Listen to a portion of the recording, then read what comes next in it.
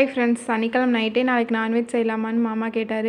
புரட்டாசி மாதம் வேண்டாம் அப்படின்னு சொல்லி நான் சொன்னேன். உடனே தீக்ஷித்து செல்லின்னு எங்களுக்கு கறி வேணும் நாளைக்கு அப்படின்ட்டாங்க. சரி, குழந்தைங்க பொக்குன்னு போயிடுவாங்கன்ட்டு இன்றைக்கி காலையில் நேரத்துலேயே எழுந்திரிச்சிட்டான் தீக்ஷித் அப்பாரோட கறி எடுக்க போகிறக்காக.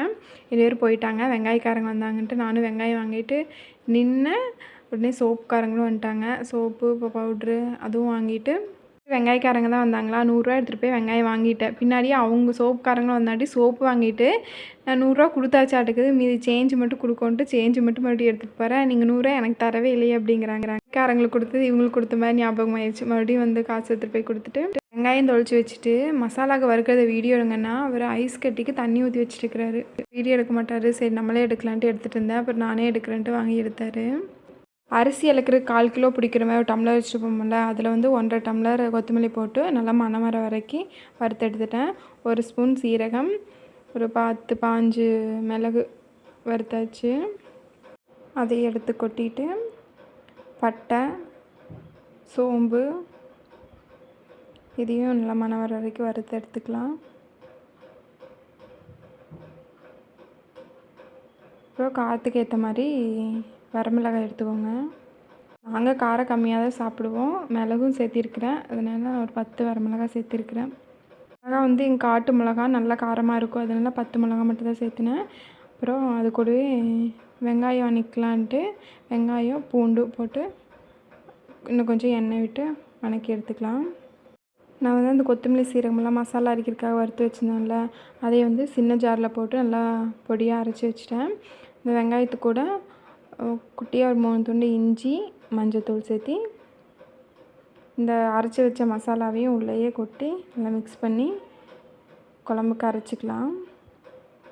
வெங்காயம் கொஞ்சம் நேரம் ஆறணும், அதுக்குள்ளே கறி எரிஞ்சிக்கலாம் அப்படின்ட்டு கறி எரிஞ்சிட்டேன். தீக்ஷித்து செலினும் கறி எறியை பார்த்தா ஒடியாந்துருவாங்க. நகையா பையங்க வந்திருக்கிறதுனால அவங்க கூட விளையாண்டுட்டு இது கண்டுக்கல. குழம்புக்கு அரைச்சாச்சு. கறி கழுவி வணக்கறக்கு போட்டு வச்சுருக்கிறேன். அப்புறம் அது கூடவே நான் குழம்புக்கு சோயா குழம்பு கொஞ்சம் எடுத்து வச்சுட்டேன். புரட்டாசி மாதங்கிறதுனால நான் சாப்பிட மாட்டேன். அதனால் சோயா வேக வச்சாச்சு. குழம்பு கொஞ்சம் எடுத்து வச்சுட்டேன். கறி குழம்புக்கு கொஞ்சம் நேரம் கொதிக்கட்டுன்னு சொல்லி வச்சுருந்த கறி வணங்குற வரைக்கும். அப்புறம் கறி வணங்கிருச்சு. அது குழம்பு கூட கொட்டிடலாம்.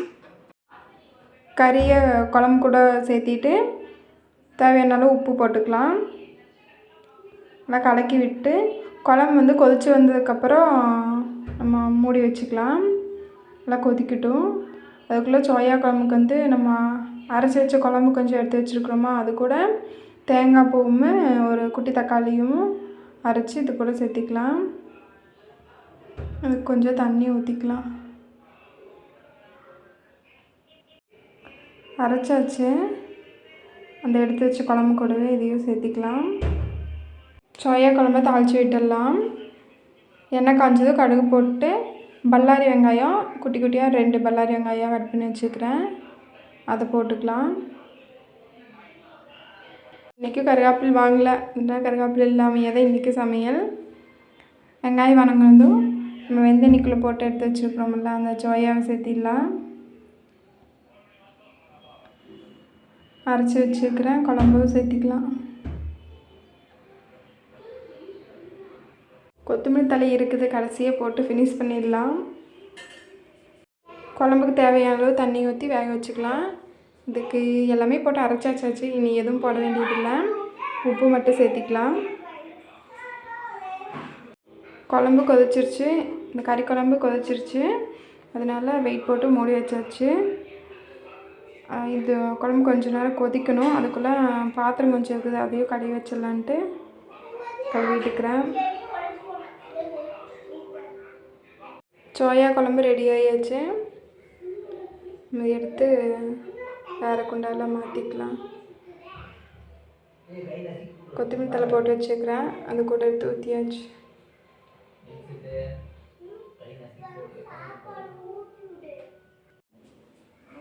கறி குழம்பும் 2 விசில் வந்துருச்சு. இன்னொரு 5-6 விசில் வரட்டும்.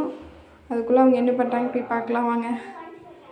எங்கள் வீட்டுக்கு முன்னாடியே புளி மரம் தானே, அதில் பிஞ்சு விட்ருக்குது. இப்போ நிறையா ஓசை வச்சு அது இவங்க தீக்ஷித் இந்த பக்கம் அடிச்சிட்டுக்கிறான். அந்த பக்கம் 2 ஆள் பொறுக்கிறதுக்கு நின்றுக்கிறாங்க. ஏன் விழுந்துருச்சா?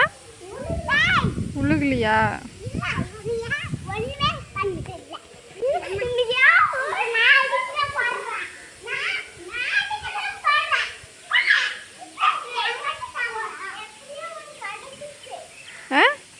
எப்படியோ ஒன்று கிடச்சிருச்சா? நீ அடிச்சிட்ட?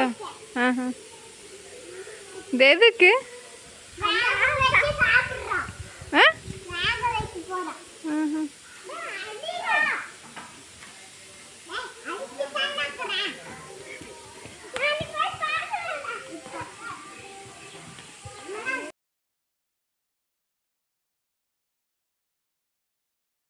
மாமாவுக்கு லேட் ஆச்சுன்ட்டு சாப்பாடு போட சொன்னார். சாப்பாடு ஆயாச்சு, குழம்பு வேறு விசில் இறங்கலை. அப்புறம் சரின்ட்டு கொஞ்சம் தூக்கி விட்டு அதுக்கப்புறம் வெயிட் எடுத்து விட்டேன். நானும் கையை வச்சு வச்சு பார்க்குறேன், ஆவி வந்துகிட்டே தான் இருக்குது. ஒரு வழியாக ஆவி நின்றுச்சு. ஃபஸ்ட்டு வணக்கி வச்சுட்டேன். கடுகும் மிளகாயும் போட்டு வணக்கி வச்சுட்டேன். அது கூட கொத்தமல்லி தலையும் போட்டு வணக்கி கொட்டியாச்சு. டேஸ்ட்டு பார்க்குறக்கு ஹஸ்பண்டை பார்க்க சொன்னேன். ஊதுறாரு நல்லா இருக்குது, உப்பு மட்டும் பத்தலை அப்படின்னாரு. அப்புறம் என்னோடய குழம்ப நானும் டேஸ்ட்டு பார்க்குறேன் அப்படின்னு சொல்லிவிட்டு நானும் பார்த்தேன். என்னோடய குழம்பு சூப்பராக இருந்துச்சு. கறி குழம்பு நான் டேஸ்ட்டு பார்க்கல, அவர் தான் பார்த்தாரு. உப்பு மட்டும் பத்தலை அப்படின்னாரு. அப்புறம் உப்பு கொண்டு போய் கொடுத்து மாமா சாப்பிட்டு கிளம்பிட்டாரு. சாப்பாடெல்லாம் நிறையா வச்சுட்டு எல்லாருமே சாப்பாடு சாப்பிட்டுக்கலான்ட்டு. ஆனால் பசங்க தோசை தான் வேணும் கறி குழம்புக்கு அப்படின்ட்டாங்க. வந்து காலையில் ஏதோ ஃபங்க்ஷனுக்கு போகணும்னு பொள்ளாச்சி மட்டும் தான் இறக்கி விட்டாங்க பசங்க. இன்றைக்கி ஒரு சிறப்பான சம்பவம் பண்ணிட்டேன். இன்னொன்று சரி ஃபங்க்ஷனுக்கு போய்ட்டு வந்துட்டாங்க. இந்த பைக்கில் கேஸ் சாஃப்ட்னு ஸ்டிக்கர் ஒட்டிருந்துச்சுல, அதை வந்து எடுத்தானாம்மா. அவங்க அப்பா மிரட்டம் கூட இல்லை, ஏன் அது எடுத்தேன், அதெல்லாம் எடுக்கக்கூடாது, ஆஃபீஸ்க்குள்ள விட மாட்டாங்க அப்படின்னு சொன்னதுக்கு பிடிச்சி கடிச்சு வச்சுட்டான். புண்ணே ஆயிடுச்சு.